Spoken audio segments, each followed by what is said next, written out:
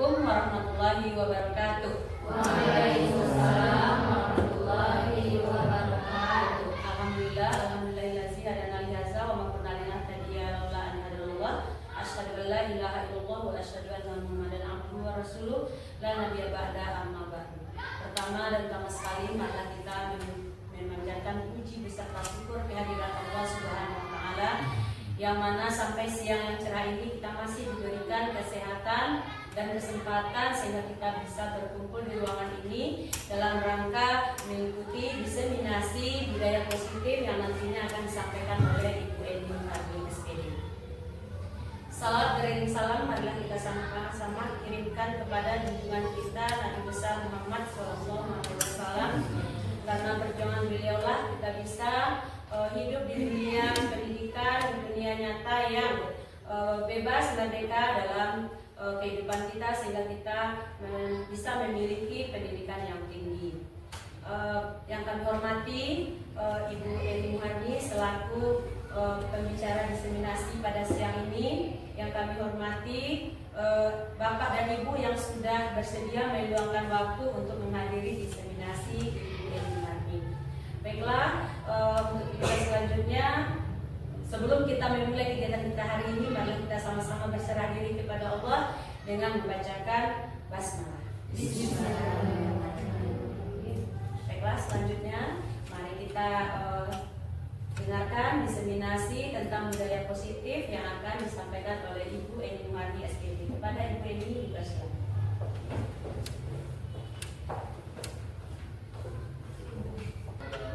Assalamualaikum warahmatullahi wabarakatuh. Waalaikumsalam warahmatullahi wabarakatuh. Selamat siang Ibu Bapak semuanya.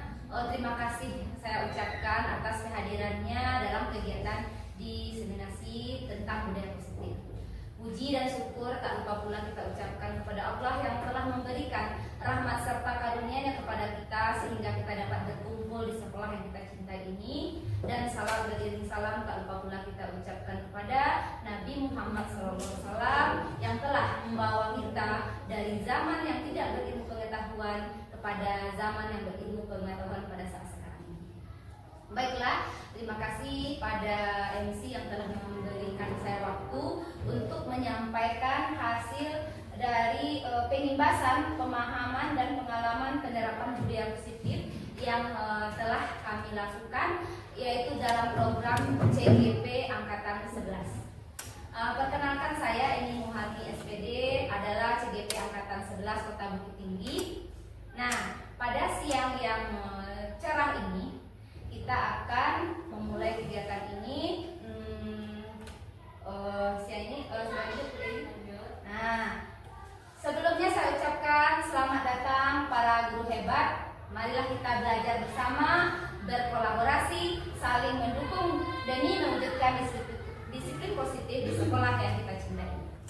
Nah, sebelum kegiatan kita mulai, karena begitu banyaknya aktivitas kegiatan kita hari tadi dari tadi pagi, untuk menyegarkan ingatan kita, menyegarkan pikiran kita, marilah sejenak kita melakukan ice breathing. Saya minta ikut sertaan Bapak Ibu semuanya untuk berdiri mengikuti ice breathing berikut.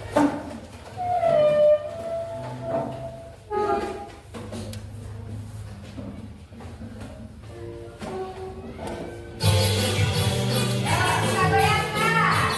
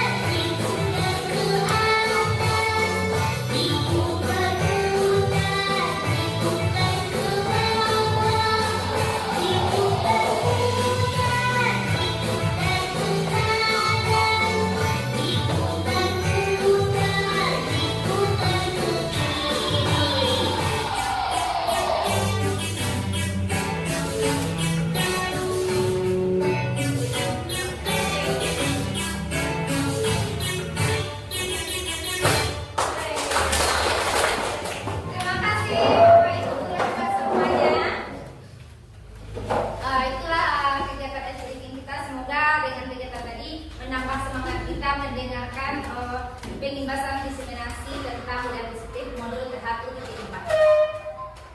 Gimana Bapak Ibu, capek?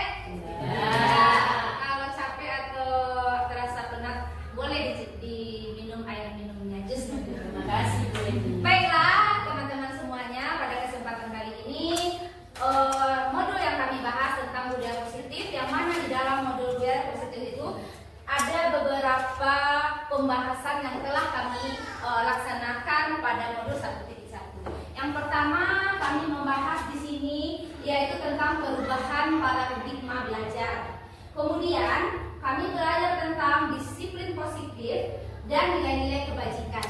Yang ketiga, ada kebutuhan dasar manusia. Yang keempat, bagaimana motivasi perilaku manusia. Yang kelima, yaitu posisi, kontrol, dan restitusi. Keenam, ada nanti yang namanya keyakinan kelas.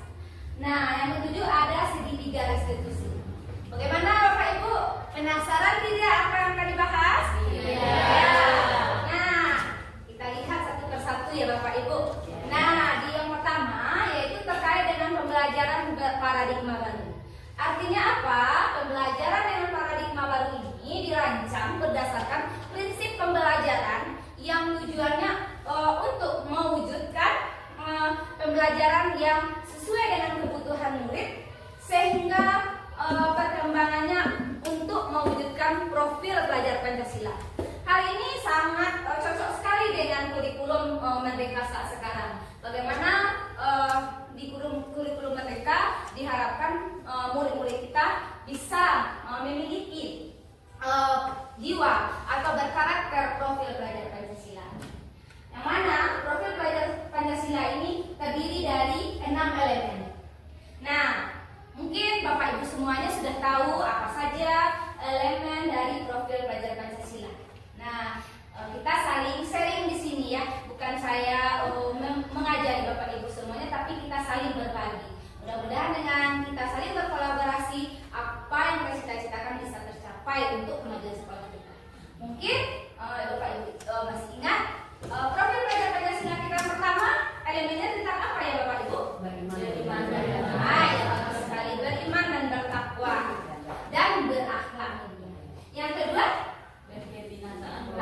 berkebinekaan global. Yang ketiga, gotong royong. Keempat, mandiri, kreatif, bernalarsis. Hebat sekali Bu, Ibu sudah hafal di luar kepala semuanya 6 dimensi profil pelajar Pancasila.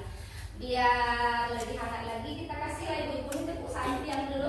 Nah, tepuk santiang. Ampu suwo, ampu kida, suwo ampu, santiang. Ya, betul sekali. Nah, inilah yang akan kita laksanakan nanti, bagaimana kita mewujudkan profil pelajar Pancasila pada murid kita. Nah, berikut kita lanjut pembahasan kita yaitu tentang disiplin positif. Sebagaimana yang kita ketahui, kalau Bapak Ibu mendengar kata-kata disiplin, apa yang terpikirkan oleh Bapak Ibu? Harus patuh, kepatuhan, harus melaksanakan betul. Nah, berkaitan dengan hukuman nih, biasanya kita dengar disiplin ini kan Bapak Ibu. Iya. Nah, setelah kami mempelajari modul 1.4, ternyata disiplin positif ini adalah maknanya yaitu bagaimana kita seorang untuk mendapatkan kepatuhan, kita cenderung menghubungkan biasanya dengan ketidaknyamanan, biasanya hukuman. Nah, setelah kami mempelajari di modul 1.1 bahwa disiplin positif itu merupakan salah satu cara untuk penerapan disiplin yang bertujuan untuk menumbuhkan kesadaran serta memberdayakan anak untuk melakukan sesuatu tanpa ada sogokan, tanpa ada ancaman maupun hukuman. Jadi kesadaran dari diri sendiri untuk melakukan hal itu, itulah yang budaya positif disiplin maksudnya di sini itu. Nah, kesadaran dari dalam, apa yang disebut juga kesadaran dari dalam dirinya atau intrinsik, bukan dari luar. Nah, berikut disiplin positif ini kemudian di dalamnya juga ada nilai-nilai kebajikan. Sebagaimana yang telah kami pelajari, nilai-nilai kebajikan universal juga terdapat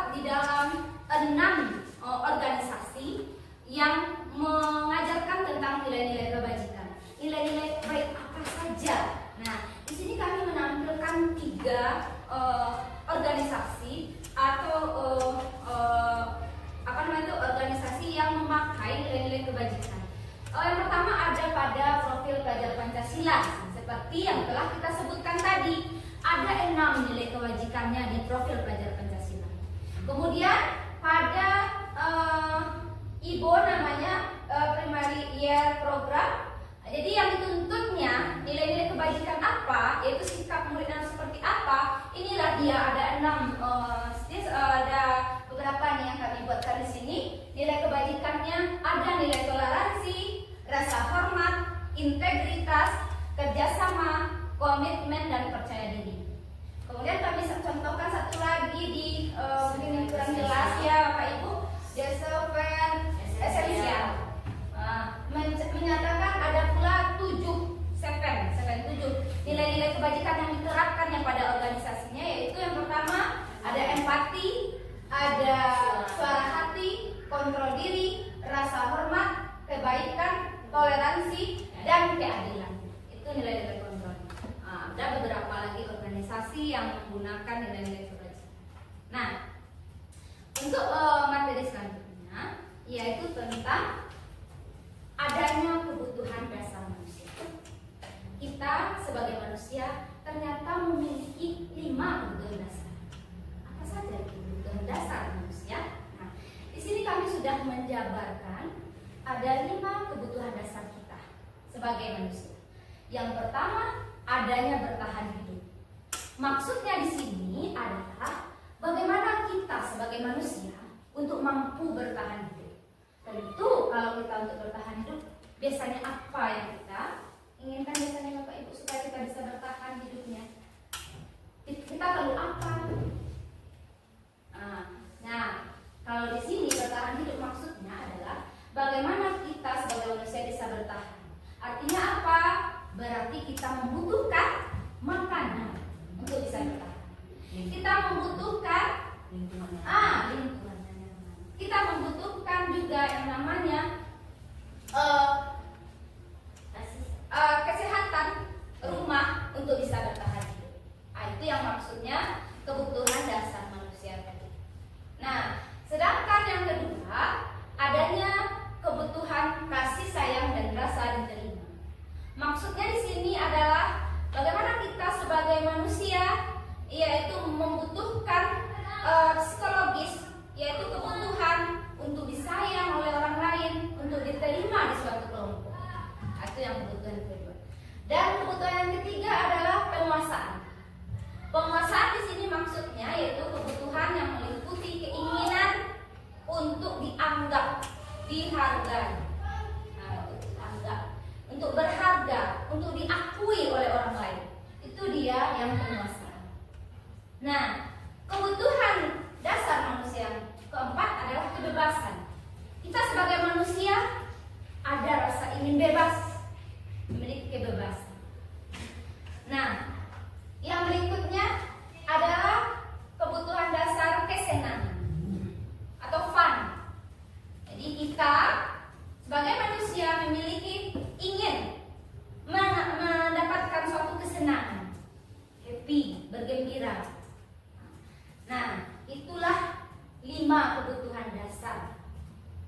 Kira-kira kalau kebutuhan salah satu kita bawakan kepada anak murid kita, jika salah satu kebutuhan dasar ini tidak terpenuhi, apakah akan menjadi suatu masalah dia nanti? Betul sekali Bu Ian. Dari 5 kebutuhan dasar manusia ini, jika salah satu tidak terpenuhi, maka akan menjadikan suatu masalah. Kita contohkan saja kepada anak murid kita.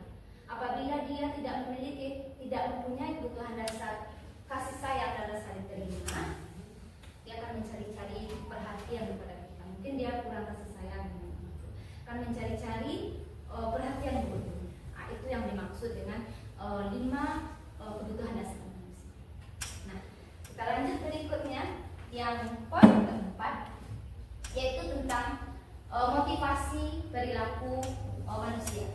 Maksudnya motivasi di sini adalah merupakan dorongan yang timbul pada diri seseorang, baik secara sadar atau tidak sadar, untuk melakukan suatu tindakan dengan tujuan tertentu. Nah, di sini ada menghindari ketidaknyamanan dan hukuman. Jadi murid melakukan disiplin diri karena dia merasa takut. Nah, ini merupakan motivasi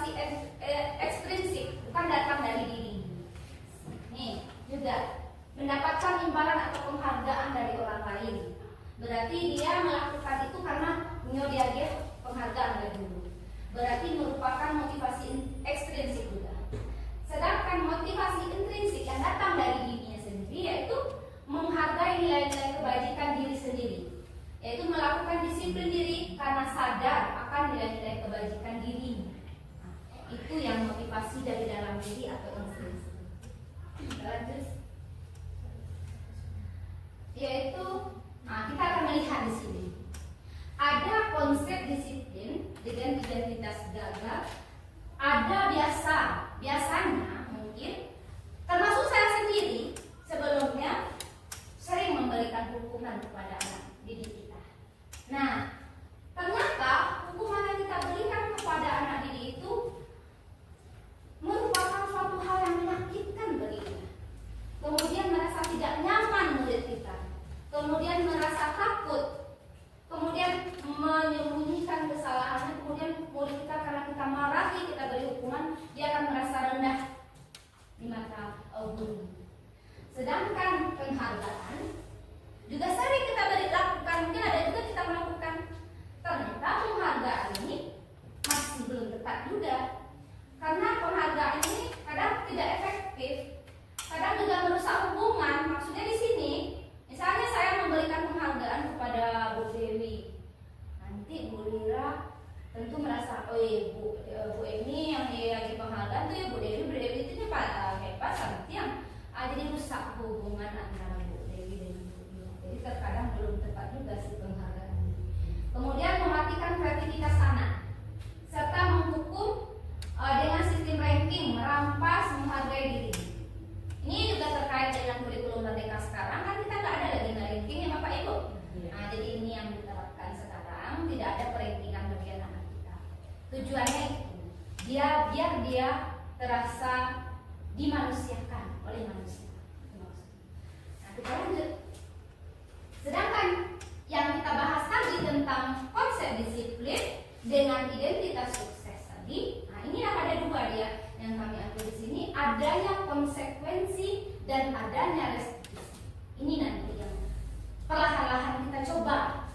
Saya sendiri juga akan mencoba apa yang telah didapatkan dilaksanakan di kegiatan pembelajaran nanti. Mudah-mudahan bisa.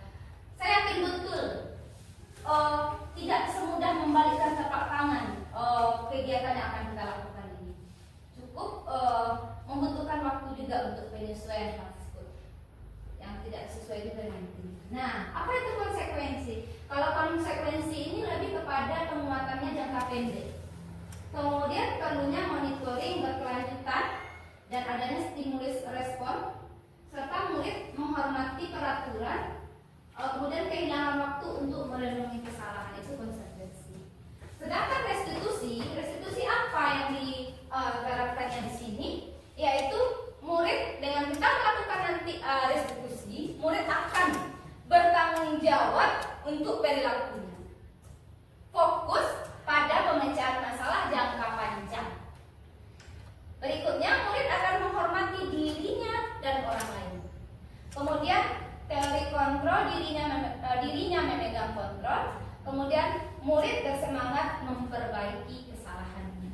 Itu dari restitusi. Jadi nanti kita di kegiatan pembelajaran kita akan cobakan. Nah, bagaimana langkah-langkah restitusi? Nanti akan kita bahas. Lanjut. Di sini ada sebuah cara menanamkan disiplin positif pada murid, yaitu yang kita namakan dengan restitusi. Apa itu restitusi? Restitusi adalah proses menciptakan kondisi bagi murid untuk memperbaiki kesalahannya sehingga mereka bisa kembali kepada kelompoknya dengan karakter yang lebih kuat. Itu menurut Gosen di tahun 2004. Nah, apa saja ciri-ciri dari restitusi itu? Yang pertama, bukan menebus kesalahan, namun belajar dari kesalahan anak tersebut. Yang kedua, memperbaiki hubungan. Yang ketiga, tawaran yang kita berikan kepada anak bukanlah paksaan. Nah, yang keempat, menuntut untuk melihat ke dalam dirinya. Kemudian pemahaman dasar yang mendasari tindakan. Kemudian fokus pada karakter bukan tindakan. Karakternya yang kita tuntut di sini. Kemudian menguatkan dan fokus pada solusi atau pemecahan masalah dari anak kita ini. Ya, di sini kami akan menampilkan apa sih perbedaan antara hukuman, konsekuensi, dan restitusi. Kita contohkan kasus ini, mungkin kasusnya sering terjadi ini, yaitu kasus di mana siswa kita sering lupa mengerjakan PR.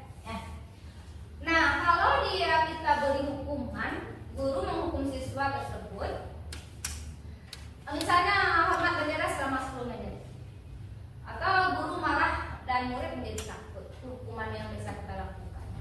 Sedangkan konsekuensi yang bisa kita lakukan, mungkin guru memberikan konsekuensi untuk mengerjakan PR saat jam istirahat atau dikerjakan sebanyak 3 kali lipat. Kemudian guru tegas dan siswa menghormati peraturan. Sedangkan kalau dia restitusi, yang kita bawakan kepada restitusi, maka guru akan menanyakan kepada anak ini apa keyakinan kelas yang telah dia buat atau yang telah disepakati di kelas. Nanti siswa ini akan dibantu untuk menyelesaikan permasalahannya. Guru terbuka dan siswa pun menghormati dirinya dan orang lain. Itu dia yang restitusi.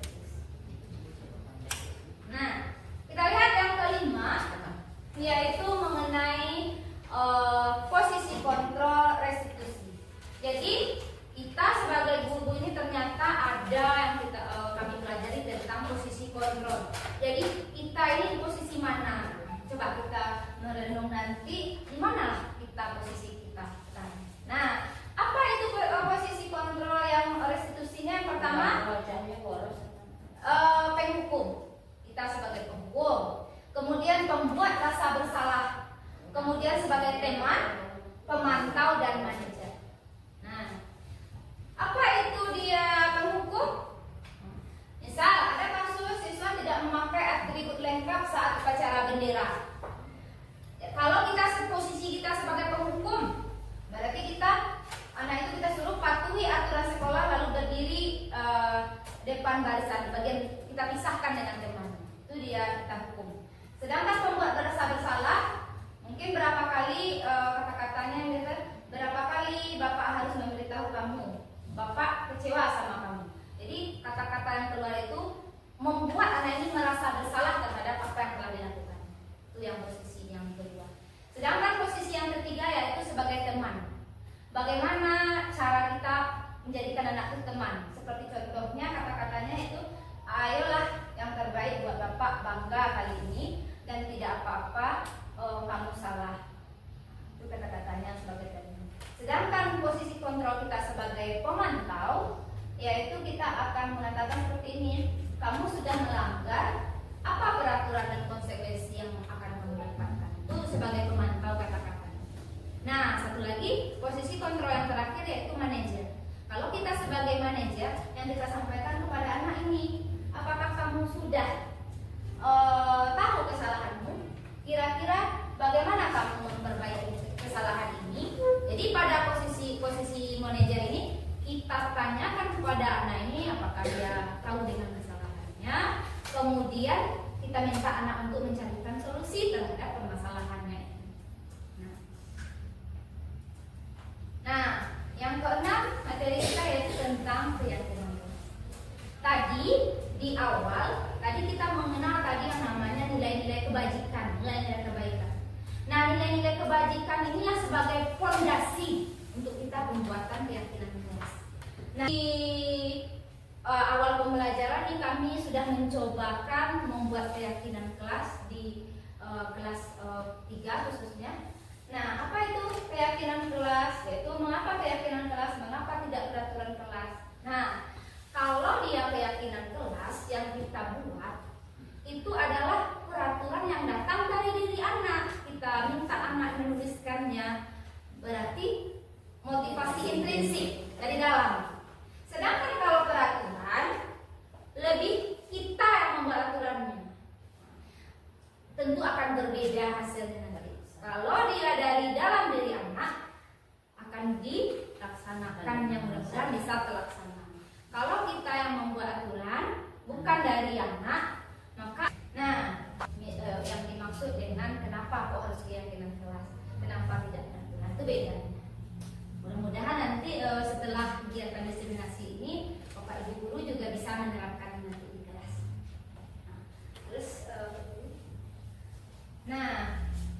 Nih kegiatannya. Mungkin nanti kita bisa sharing nih, berbagi bagaimana keyakinan kelas yang bisa kita lakukan. Salah satunya pertama, kita berdiskusi dulu dengan anak tentang peraturan-peraturan. Setelah itu nanti kita minta pada anak untuk menuliskan peraturan apa. Kemudian kita rumuskan peraturan itu menjadi keyakinan. Setelah kita rumuskan menjadi keyakinan, kita tempel di depan kelas. Nanti kita buatkan kalimat-kalimat positifnya.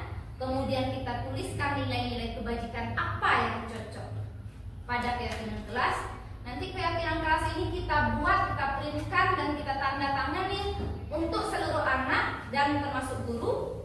Setelah itu kita pajang di kelas agar apa yang telah disepakati, yang kita yakini, yang dibuat anak bisa terlaksana dengan baik. Itu harapan kita. Nah, bagaimana pembentukan keyakinan kelas?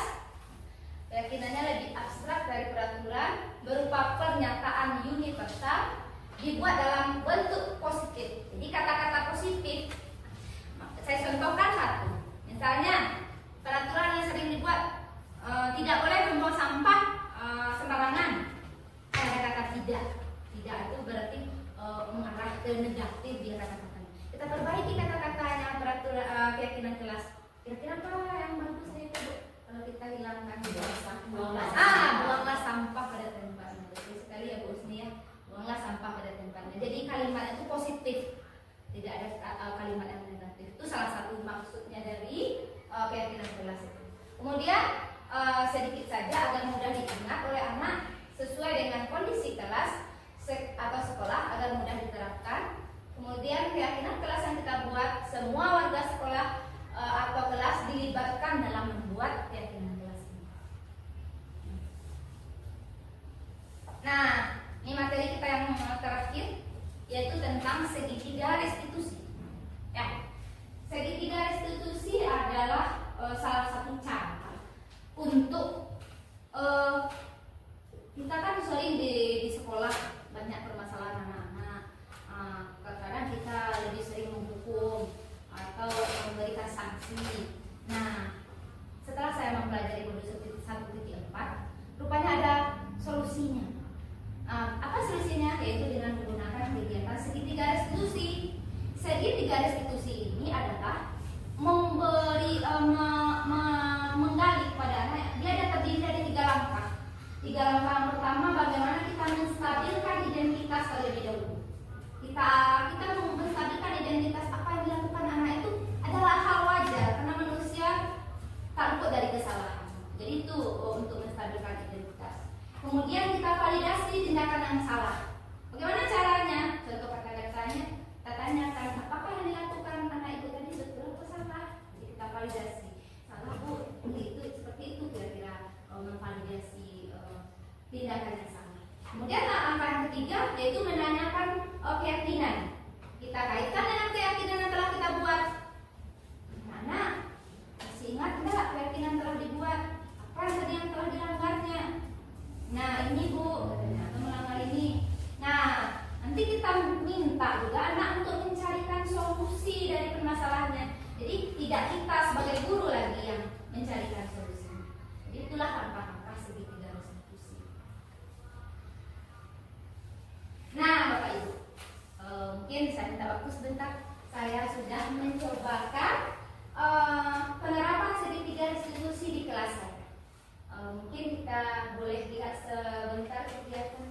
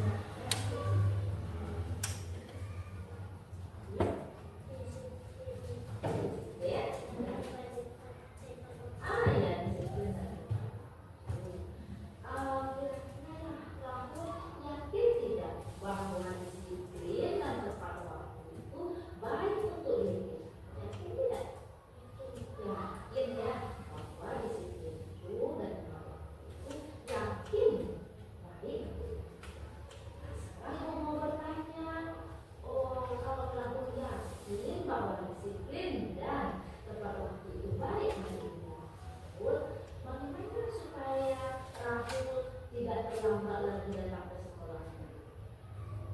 Saya sekolah tidak terlambat lagi. Oh, itu lebih awal, itu lebih lambat. Memasak anak, terus dirabu isinya lebih awal untuk dimakan, kemudian pasang sekolahnya.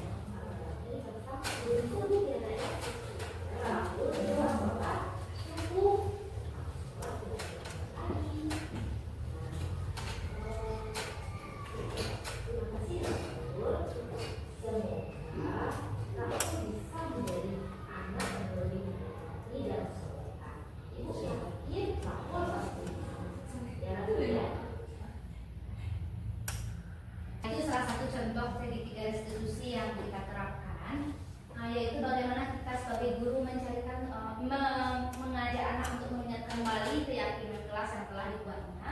Kemudian nanti anak akan mencarikan solusi terhadap permasalahannya sendiri. Bukan kita yang mencarikan solusi, tapi dia sendiri. Nah, tadi kasus yang saya tampilkan itu yang sudah saya lakukan adalah kasus bahwa si Rahul ini terlambat datang ke sekolah.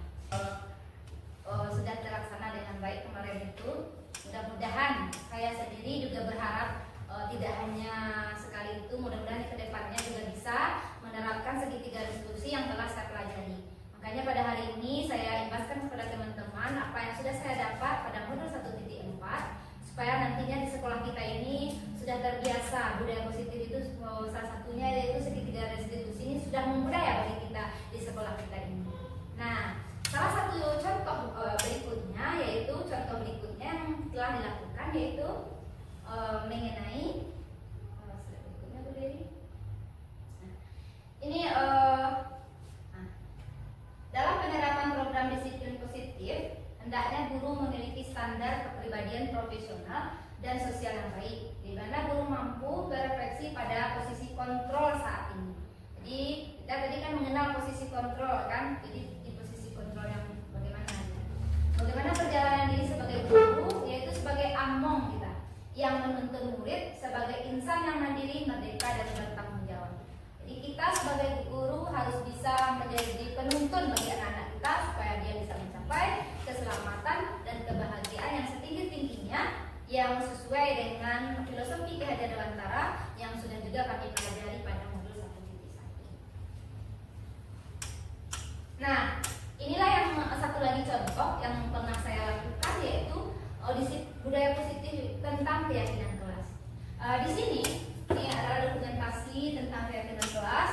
Kegiatan pertamanya itu kami telah bersama-sama anak-anak curah pendapat terlebih dahulu, membuatkan peraturan-peraturan apa yang dibuatkan di stigma.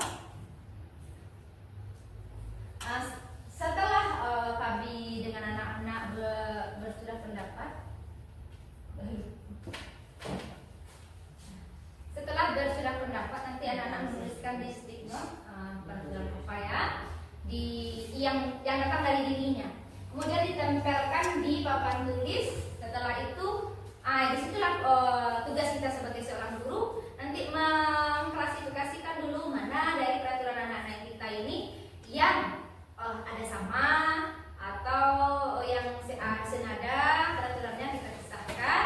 Setelah kita dapati peraturan yang ada, kita lihat apakah kalimatnya sudah menggunakan kalimat-kalimat positif seperti yang saya jelaskan tadi. Misalnya kadang-kadang membuat tidak boleh membuang sampah sembarangan, jadi kalimatnya masih negatif, kita jadikan kalimat positif, yaitu buanglah sampah pada tempatnya, misalnya seperti itu. Kita jadikan dia kalimat positif. Setelah tergambar nanti kalimat positif, ini kebetulan kurang jelas mungkin sudah dituliskan. Lalu saya bersama anak-anak menemukan nilai-nilai kebajikan apa yang cocok dari peraturan yang di keyakinan kelas yang telah dibuat tadi. Jadi ada misalnya saya contohkan satu keyakinan kami di kelas 3 pertama, datang ke sekolah tepat waktu. Jadi nilai kebajikannya tentang apa itu? Kami sepakati dengan anak-anak tadi yaitu tentang kedisiplinan. Kira-kira seperti itu gambaran cara kita membuat budaya positif tentang keyakinan kelas. Mudah-mudahan apa yang saya sampaikan hari ini tentang keyakinan kelas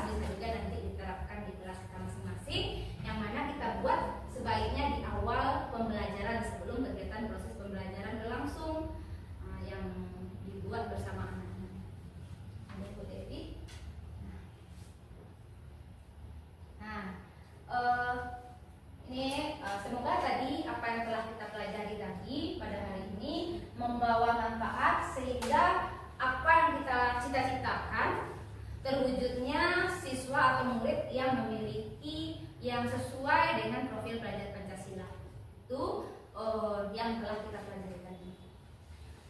Saya ucapkan terima kasih banyak atas waktu yang Bapak Ibu sediakan untuk saya untuk menyampaikan hasil diseminasi saya tentang modul 1.4 tentang budaya positif. Mungkin sebelum kita tutup, mungkin ada di antara Bapak Ibu yang masih ragu atau yang mau menyampaikan ide atau yang menanyakan hal-hal lainnya, saya persilahkan. Ayo, Bu Yani dengan Bu Dewi, cucuk tentang cucuk Bu Yani.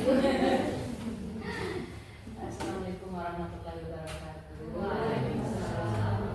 Terima kasih banyak atas waktu yang diberikan oleh Bu Yani. Saya merasa tampilan Bu Yani hari ini luar biasa. Mari tepuk tangan untuk Bu Yani. Luar biasa. Disiplin positif yang bagi diri saya sendiri sangat membawa pengaruh positif setelah menonton dan menyaksikan paparan dari Bu Yani. Yang mau saya tanyakan di sini, yang namanya setiap kegiatan atau program-program yang akan kita lakukan, Bu Yani tidak terlepas dari plus dan minusnya ya Bu Yani. Tadi dari paparan Bu Yani sudah terlihat bahwa anak-anak setelah adanya keyakinan kelas dibuat bersama, anak-anak muncullah motivasi intrinsik dari dalam diri mereka sendiri. Nah, di sini yang mau saya tanyakan, setelah Bu Yani melaksanakan hal tersebut, apa sih halangan-halangan yang ditemui selama pelaksanaan disiplin positif setelah kita membuat keyakinan positif, keyakinan kelas tadi? Demikian. Terima kasih atas pertanyaan dari Bu Yani. Jadi halangan-halangan yang kita dapati setelah keyakinan kelas dibuat atau ketika membuat keyakinan kelas? Setelah. Jadi halangan yang dihadapi kan kita kan untuk melakukan perubahan itu tidak harus membutuhkan waktu untuk supaya berubah. Jadi tadi kan kita telah menyepakati dengan anak-anak membuat keyakinan kelas apa yang kita buat, kemudian kita pajang di papan tulis untuk dilaksanakan. Yang namanya suatu perubahan tentu masih ada halangan dan tantangan, kan begitu ya Bu Yani. Jadi bagaimana cara kita, solusi kita untuk tantangan dan halangan ini bisa teratasi, yaitu kita sebagai guru, itulah fungsi kita sebagai guru yang mana dijelaskan oleh filosofi Ki Hajar Dewantara. Kita sebagai guru, sebagai menuntun anak untuk mencapai keselamatan dan kebahagiaan yang setinggi-tingginya, maka itulah peran kita sebagai guru untuk selalu mengontrol atau menuntun anak supaya dia dari tidak biasa menjadi terbiasa. Contohnya kegiatan keyakinan kelasan pertama tadi datang tepat waktu. Mungkin anak-anak kita masih ada yang tidak datang tepat waktu. Dengan kita selalu mengingatkan kepada anak, dengan kita sebagai guru, sebagai teladan contoh, mudah-mudahan nanti anak ini juga bisa menerapkan. Kita sebagai seorang guru memberikan contoh, datang tepat waktu ke sekolah, dan anak-anak juga nanti akan melihat mungkin Bu Yani itu rajin, capek datang ke sekolah. Mudah-mudahan dia terinspirasi juga meniru teladan dari gurunya ini. Itu salah satu caranya yang bisa kita lakukan supaya halangan-halangan itu bisa teratasi. Kira seperti ini, betul? Iya, berarti halangannya tadi mungkin ada pelanggaran juga ya. Jangan tadi halangan apa yang perlu dipenuhi, tapi ini sudah menambahkan dengan cara mengatasi halangan sekali dan ya. Terima kasih. Mungkin Bu Dewi. Terima kasih Bu Yani. Assalamualaikum warahmatullahi wabarakatuh. Pertama, saya setuju dengan Ibu Yani yang menyatakan bahwa diseminasi Bu Yani sore hari ini sangat menginspirasi kami sebagai guru-guru yang langsung berhadapan dengan murid-murid kita. Mudah-mudahan kami guru-guru biasa, guru penggerak bisa meniru, mempraktekkan juga apa yang telah Bu Yani laksanakan. Sedikit Bu Yani ingin bertanya, tadi Bu Yani menjelaskan tentang 5 posisi kontrol tubuh. Ingin tahu saja pendapat Bu Yani menurut pendidikan yang telah Bu Yani laksanakan di pendidikan guru penggerak, itu posisi kontrol mana yang paling tepat kita sebagai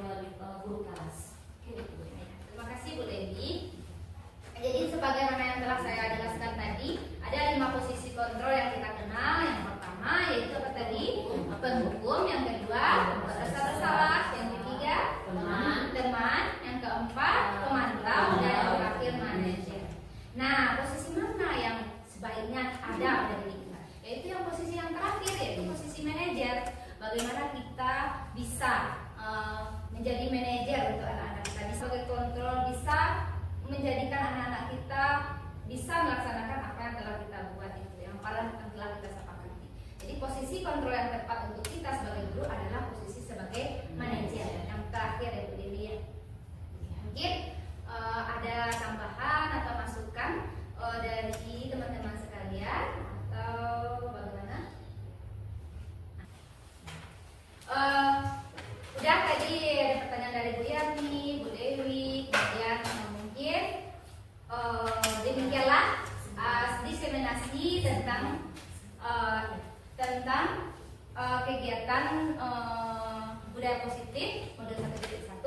Namun sebelumnya kita simpulkan sedikit apa yang telah kita pelajari. Nah, ini sangat perlu sekali. Saya sebelum mengikuti guru penggerak juga jarang melakukan refleksi atau merangkum pembelajaran. Nah, sekarang setelah mengikuti guru penggerak ini juga terinspirasi dengan kegiatan itu. Nah, di sini kita melihat simpulan apa yang telah kita pelajari tadi, yaitu tentang bagaimana kita mengenal yang namanya disiplin positif, kemudian mengenal nilai-nilai kebajikan, kemudian kita mengenal 5 kebutuhan dasar manusia, kemudian mengenal 5 posisi kontrol, kemudian juga kita mengenal yang namanya tadi segitiga restitusi untuk penyelesaian masalah murid-murid kita, kemudian kita juga mengenal yang namanya keyakinan kelas yang telah saya cobakan kemarin di kelas.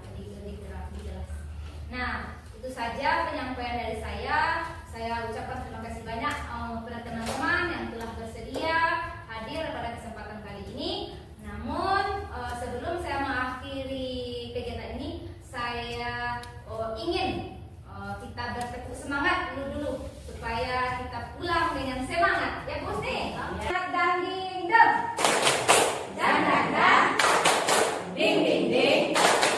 Dung dung dung. Dan ding ding ding. Dung dung dung.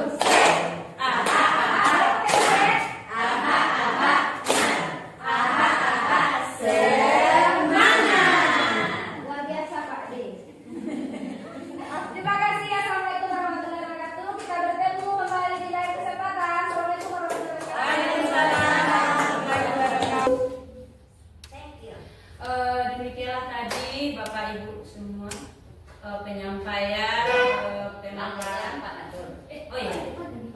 Tadi ada bapaknya. Tadi kan misi. Enggak apa-apa, misi. Demikianlah tadi ibu-ibu semua pemaparan tentang diseminasi disiplin positif oleh Bu Eni Muharni. Semoga apa yang beliau paparkan di sini menjadi inspirasi tersendiri bagi kita dan bisa kita laksanakan di dalam kegiatan kita sehari-hari, khususnya di sekolah kita. Marilah sebelum kita tutup acara ini kita kasih tepuk wow keren buat Bu Eni. Oke, tepuk wow keren. Kasih W, kasih O, kasih W. Wow keren, wow keren. Demikianlah semoga acara ini mendapatkan manfaat bagi kita semua, memberikan manfaat bagi kita semua. Semoga Allah memberikan kita pahala yang berlipat ganda, karena yang ilmu yang akan kita tularkan kepada anak didik kita, yang akan kita berikan itu capaiannya sampai akhirat nanti. Demikianlah dari saya sebagai pembawa acara. Mohon maaf sebesar-besarnya jika ada salah kata dan sikap, tindakan dan perbuatan. Mohon maaf sekali lagi. Wabillahi taufiq wal hidayah. Assalamualaikum warahmatullahi wabarakatuh.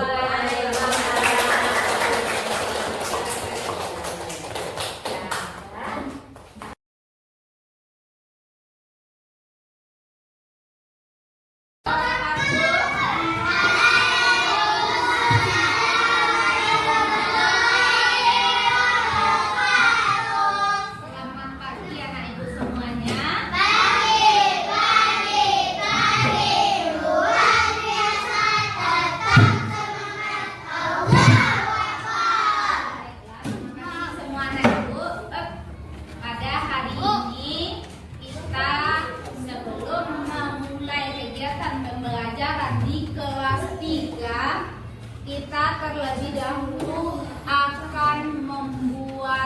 sebuah keyakinan kelas terlebih dahulu. Apa keyakinan yang akan kita buat? Bagaimana caranya? Nanti pada dulu baik-baik perhatikan. Nah, anak ibu akan ibu minta untuk menuliskan di stick note, ya. Coba anak ibu tuliskan di stick note ini apa peraturan yang ingin kamu laksanakan, nanti akan kita jadikan keyakinan di kelas kita. Nah, masing-masing anak ibu cukup menulis satu saja. Ya, menulis satu saja keyakinan kelasnya. Kira-kira apa yang akan kamu buat? Silahkan keluarkan pensil atau penanya. Bu, bagi kertasnya ya.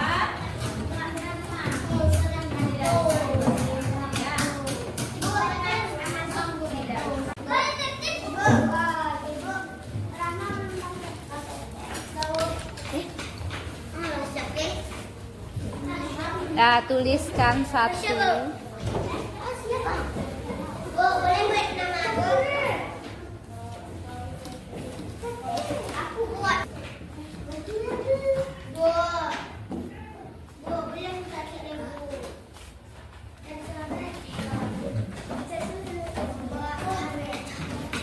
Nah, di papan tulis ya. Tadi anak ibu telah disuruh untuk menuliskan satu buah keyakinan. Disuruh menuliskan keyakinan kelas di stick note-nya. Silakan kelompokkan anak ibu setelah yang paling ujung sudah siap. Silakan ditempel keyakinan kelasnya di depan. Ya, tempel aja dulu. Nanti kita sepakati bersama. Sembarang ada tempatnya. Jangan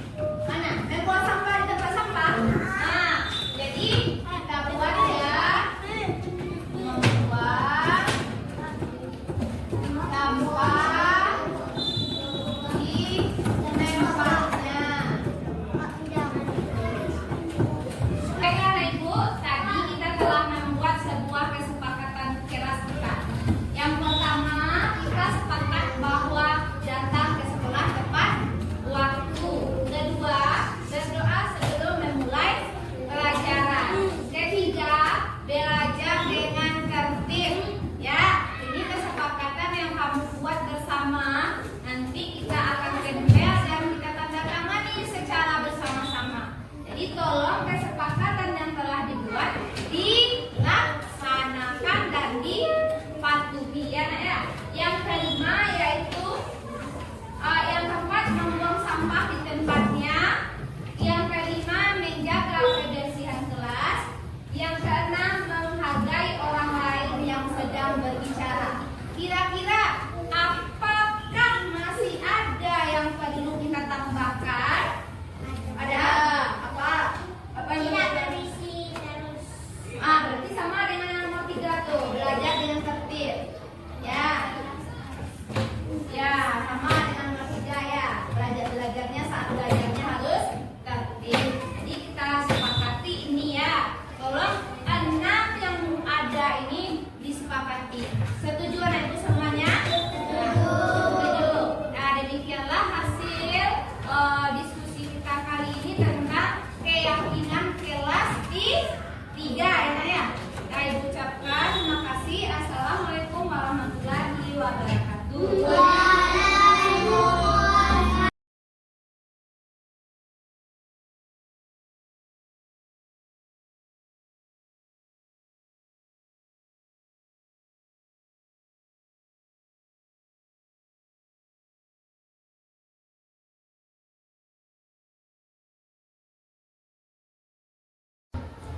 Assalamualaikum warahmatullahi wabarakatuh. Perkenalkan, nama saya Khalil Al-Azam. Kemarin kami telah membuat keyakinan kelas. Perasaan saya sangat senang melakukan itu.